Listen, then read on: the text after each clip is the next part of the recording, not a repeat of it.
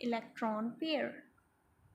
We don't have another bond like this. We had trigonal planar geometry, but now we're going to replace this electron pair, this bond, with an electron pair.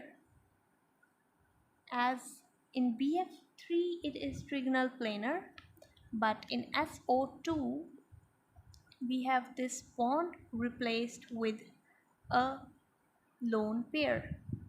This lone pair is going to push these bonds together and squeeze it a little bit, so the bond angle would become less than 120 degrees, which is more like 116 or 117,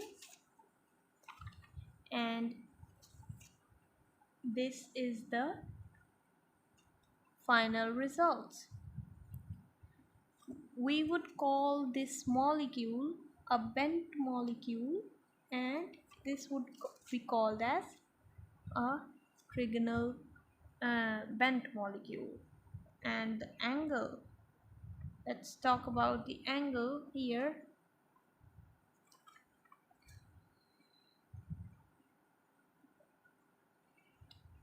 These two bonds are oxygen and the center is sulfur, and sulfur have electron pair on it, and this electron pair is pushing the atoms towards them, and this electron pair would squeeze them.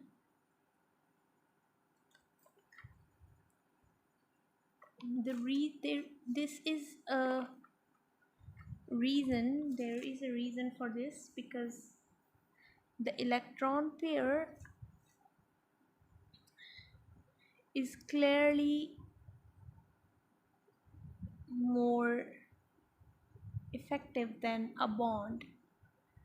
Here we have this bond angle, as it would be 120, but this electron pair squeezed it a little bit, which is more like reduced from 120 to a little bit squeezed as 116.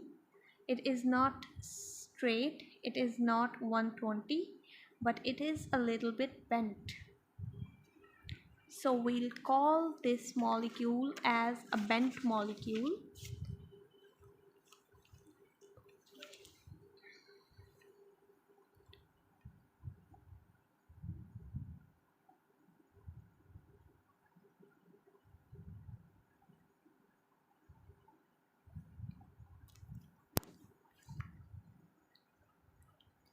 Now we're going to see that there are 4 things around the central atoms. The central atom could have 4 things around it. First example we're going to study is CH4. Now, as we have discussed of 3 things around central atom, as BF3 it was planar,